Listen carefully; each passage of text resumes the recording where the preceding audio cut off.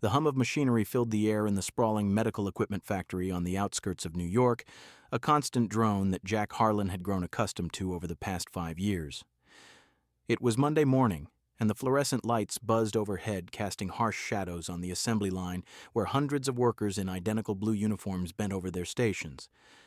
Jack, a 35-year-old man with a weathered face tanned from years of outdoor jobs before this one focused on the task at hand.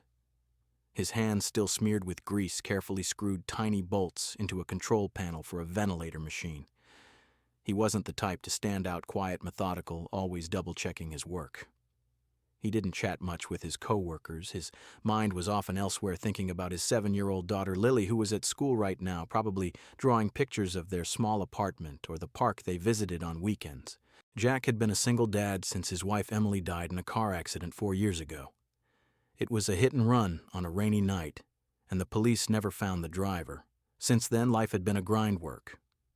The day shift here at MedTech Industries pick up Lily from after-school care, make dinner from whatever was on sale at the grocery store, and fall into bed exhausted. He didn't complain. Complaining didn't pay the bills or tuck Lily in at night. But today something felt off. The latest batch of components had arrived, rushed from a supplier overseas, and as Jack tested one of the circuit boards, he noticed the flaw immediately, a cheap chip that overheated during simulation runs. It wasn't safe, especially for equipment headed to hospital ICUs. His supervisor, Mr. Harris, a balding man in his 50s with a perpetual scowl, approached with a clipboard. "Harlan, we need this lot signed off by noon. Big order for the Midwest hospitals. Get it done." Jack set down his screwdriver and wiped his hands on a rag. "I can't sign this, sir. The control chips are faulty. They could fail under stress, and if this ventilator goes down in an emergency..." He trailed off, but Harris's face reddened. "You think you're an engineer now?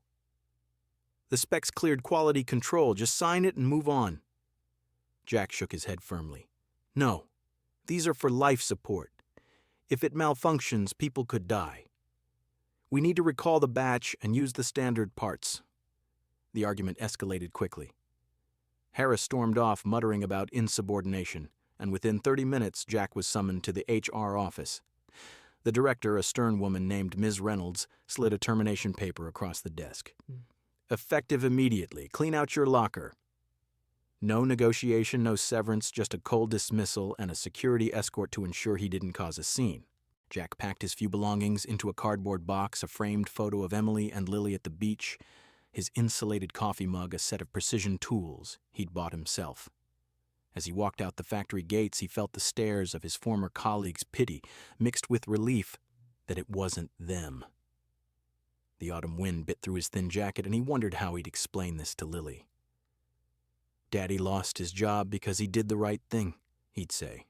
But right things didn't buy groceries. He had only taken a few steps toward the bus stop when a sleek black Mercedes pulled up curbside, its engine purring softly.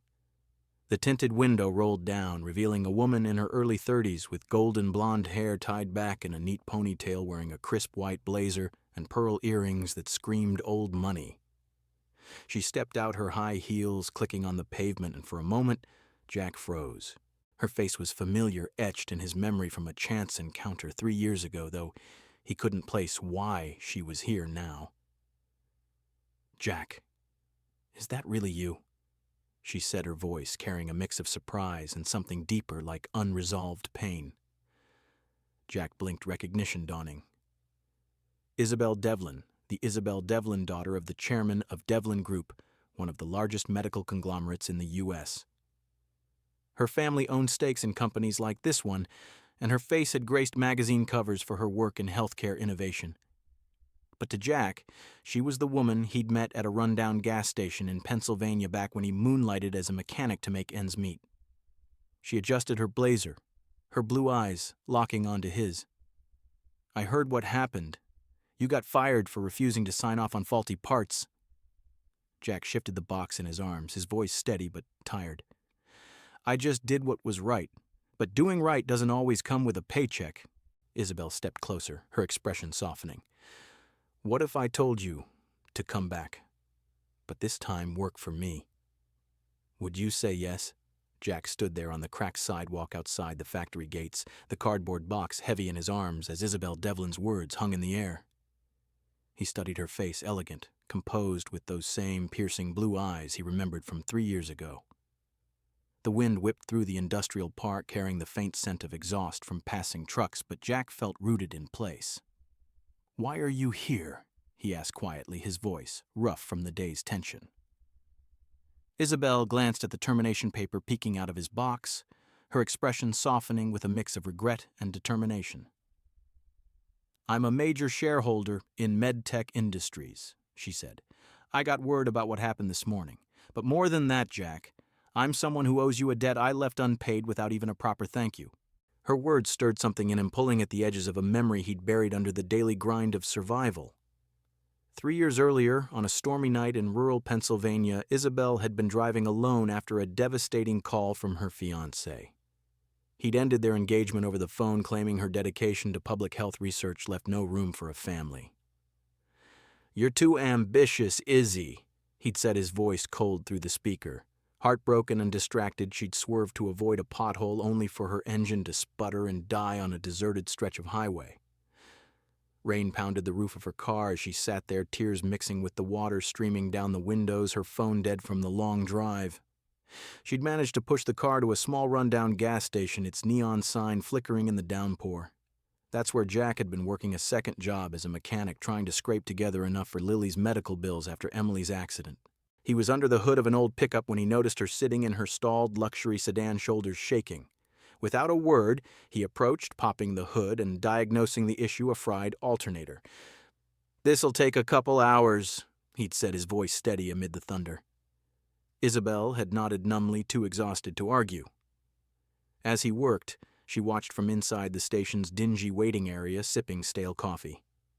Jack didn't pry. He didn't glance at her designer bag or the expensive watch on her wrist. He just fixed the car, refusing payment when she offered. "Keep your money," he'd said, wiping his hands on a rag. "Looks like you've had a rough night." When she confessed in a whisper about the broken engagement, feeling foolish for spilling to a stranger, Jack had paused, his eyes kind but firm. "If today feels like the end, tomorrow you can keep going. But don't quit on yourself." His words had cut through her fog of pain, simple yet profound.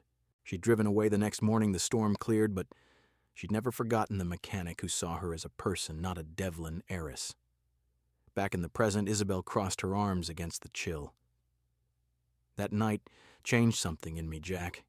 You didn't know who I was, you didn't care, you just helped. Now I need someone like that in my world, someone who says no when it matters." She explained her position, surrounded by yes-men in boardrooms pressured to cut corners for profits. She wanted to reform the company's ethics from within. "I don't want you working for money alone. I need integrity, someone who dares to refuse even if it costs a job." Jack set the box down on the curb, rubbing the back of his neck. He thought of Lily waiting at home with her grandmother, probably practicing her spelling words or drawing stick-figure families. "If I say yes," he said slowly, "can I do things my way? No shortcuts, no lies." Isabel nodded without hesitation. "Absolutely. That's why I want you." And so they began. Jack started the next week at Devlin Group's headquarters in Manhattan, a gleaming tower of glass and steel that felt worlds away from the gritty factory floor. He wasn't her subordinate. He was a consultant on quality control, reviewing designs and training teams. The first mornings were awkward, Jack arriving in his faded jeans amid suits, but small moments bridged the gap.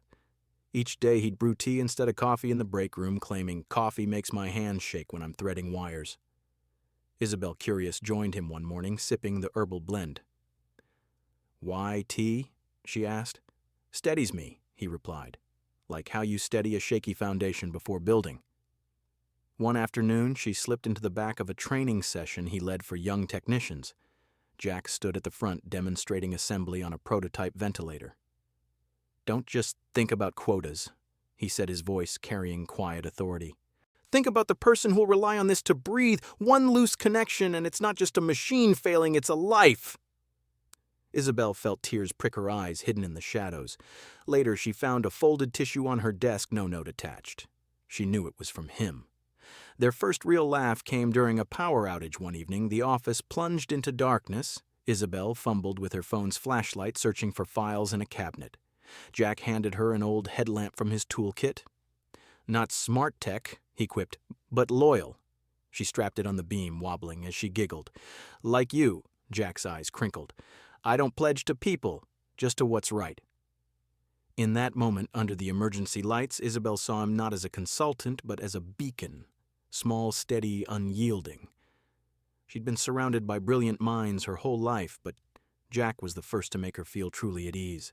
And Jack, the man who'd sworn off anything beyond work, and Lily found himself wondering if he could open up to something more than fixing machines. A week into their deepening collaboration, the air in Devlin Group's headquarters felt charged with possibility. Jack had settled into a routine mornings in the lab, reviewing prototypes, afternoons, training teams, evenings heading home to Lily with stories of the day that made her eyes widen. Isabel had become a constant presence, her office door always open for his input, her laughter echoing in the break room during their tea breaks. But beneath the surface, tensions simmered in the boardroom where shareholders pushed for faster production and cheaper suppliers to boost quarterly profits. That morning, Jack arrived early for a scheduled review of the new ventilator line. The conference room was stark, with blueprints scattered across the long oak table, and the hum of the air conditioning the only sound. He flipped through the design packet, his experienced eyes scanning the specs.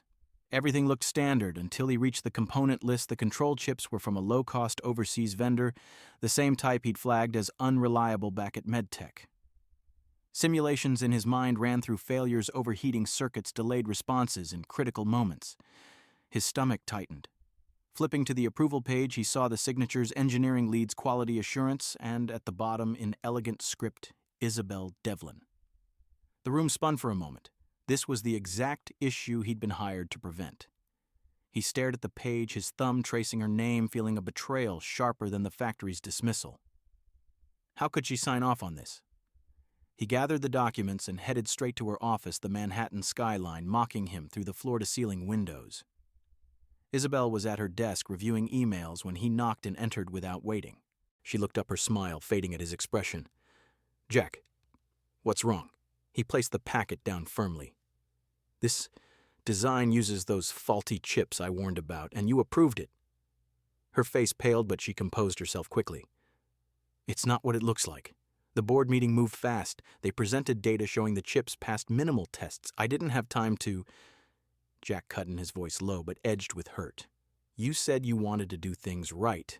No shortcuts. But you signed it anyway." She stood crossing to the window, her back to him. Jack, being a woman in that room. Every time I push back, they dismiss me as emotional or unprepared. If I refused outright, they'd vote me out, and then who'd fight for changes?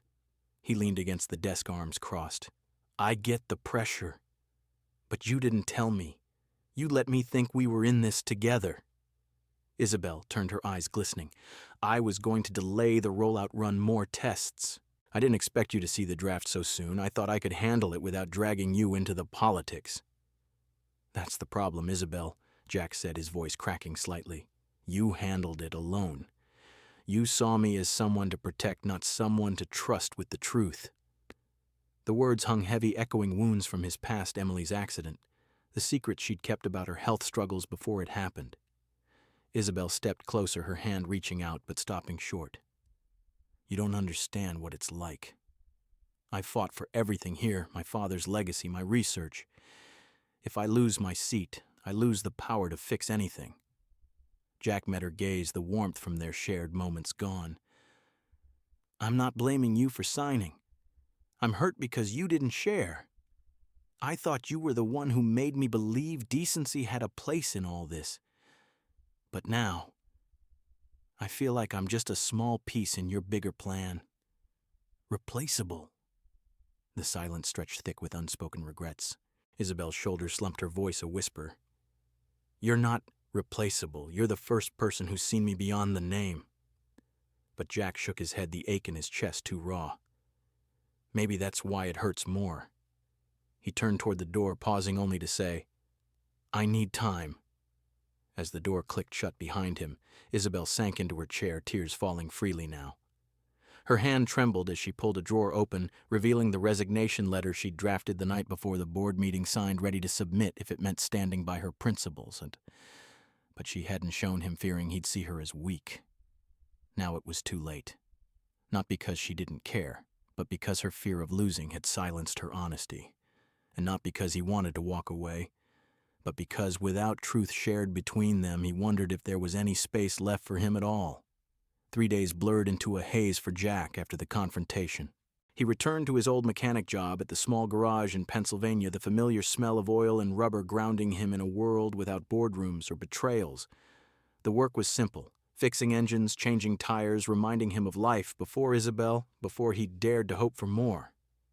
Lily noticed his quiet moods, asking over dinner if the fancy lady at work made you sad. He'd force a smile, ruffle her hair, and say, "Just grown-up stuff, kiddo." But inside the ache persisted a mix of disappointment and self-doubt. Had he been naive to trust someone from her world? On the third afternoon, as Jack wiped grease from his hands after tuning up a sedan, an older man in a tweed jacket approached the bay. He was in his late 60s, with silver hair and wire-rimmed glasses, carrying a leather briefcase that looked out of place amid the tools and tires. "You must be Jack Harlan," the man said, extending a hand. Jack nodded warily, shaking it. "And you are," the man smiled faintly, "Dr. Thomas Reynolds, former chief medical advisor for Devlin Group." Jack's grip tightened. "What do you want?" Dr. Thomas glanced around the garage, then pulled a folded paper from his briefcase. "I heard about the fallout.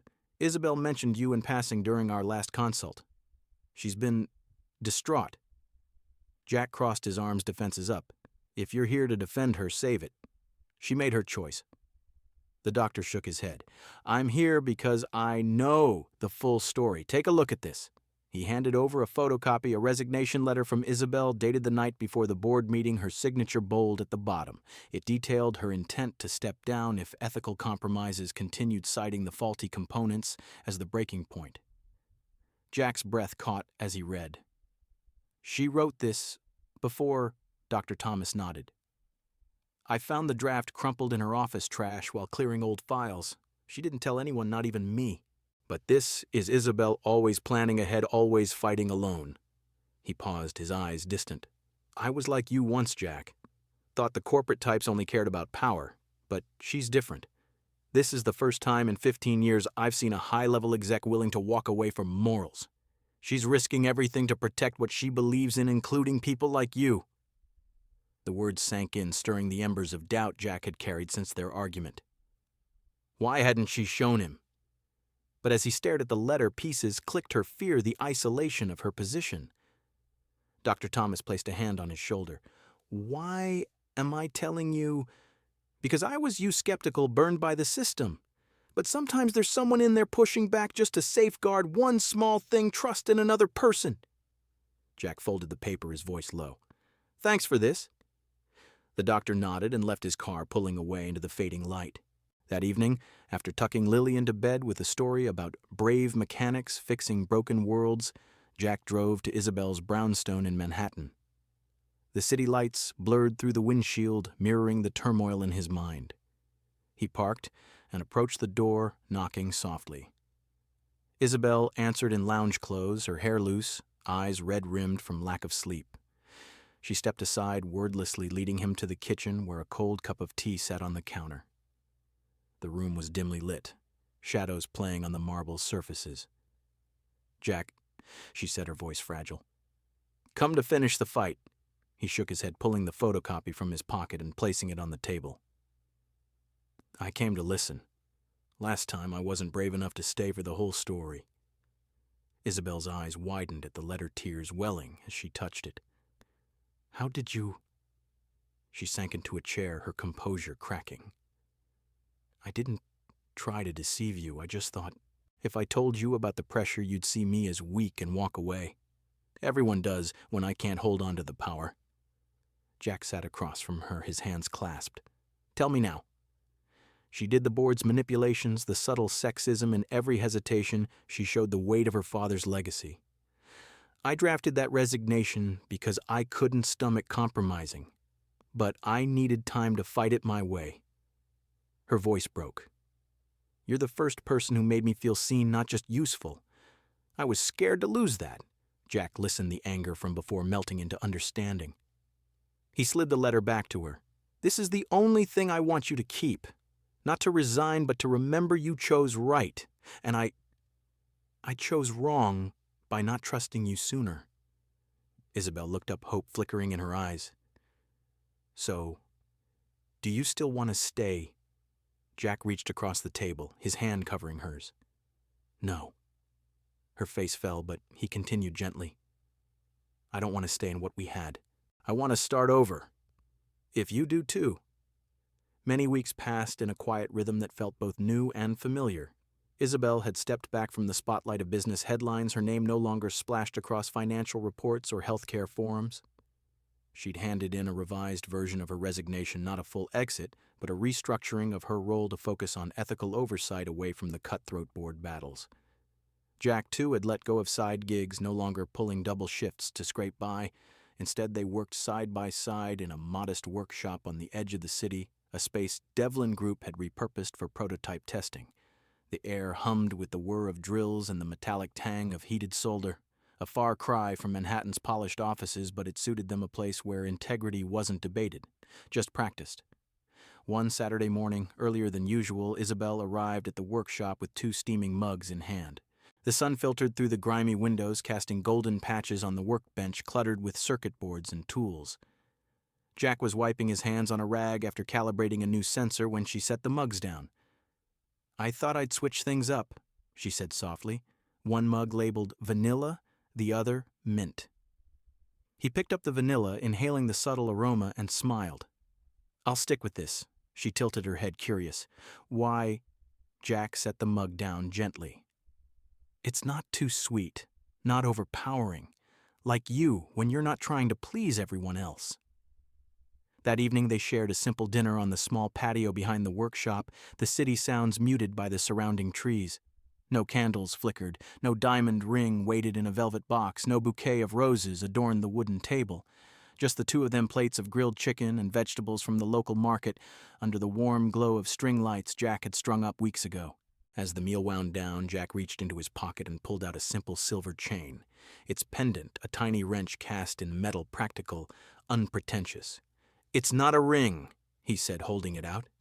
"But if you wear it, maybe it'll remind you where you are when things feel lost." Isabel took at her fingers, brushing his tears shimmering in her eyes. The chain felt cool against her palm, solid and real. "Are you sure?" she whispered, her voice thick with emotion. "I'm not easy to love, not easy to hold on to." Jack leaned forward, his hand enveloping hers. "I'm not looking for easy. I'm looking for someone who stays through all of it." As a light rain began to patter on the awning above, Isabel shifted her chair closer, resting her head on his shoulder. The droplets drummed a soft rhythm mirroring the steady beat of her heart. She looked up at him, vulnerability etching her features. "If I mess up again one day, would you leave?" Jack gazed out at the rain-slicked patio, the world blurred and softened by the downpour. Then, in a voice gentle yet unwavering, he replied, "No. Real love isn't about never getting hurt. It's about choosing to stay even after the deepest wounds." Their wedding was understated, held in the workshop's backyard a few months later. No grand venue or celebrity guests, just close friends, a few colleagues who'd come to respect their partnership, and Lily as the flower girl scattering petals with gleeful abandon. Isabel baked the cake herself, a simple vanilla sponge with mint frosting, and Jack brewed pots of tea for everyone. Laughter filled the air as toasts were made, stories shared about their unlikely path. When the guests departed, leaving behind echoes of well wishes, Isabel and Jack stood alone under the string lights, the rain from earlier giving way to a clear night sky. She slipped her hand into his, the wrench pendant resting against her collarbone. "I used to think power meant having people follow you," she said quietly, her eyes meeting his. "Now I know. The greatest power is living truthfully without fearing you'll lose the ones who matter." Jack pulled her close, his arms wrapping around her in a promise unspoken. In that moment, their story felt complete, not flawless, but profoundly real. If you've ever feared loving again, or been hurt so deeply you couldn't trust, remember this. The one who truly cares won't walk away in your weakness. They'll hold your hand precisely when you admit it.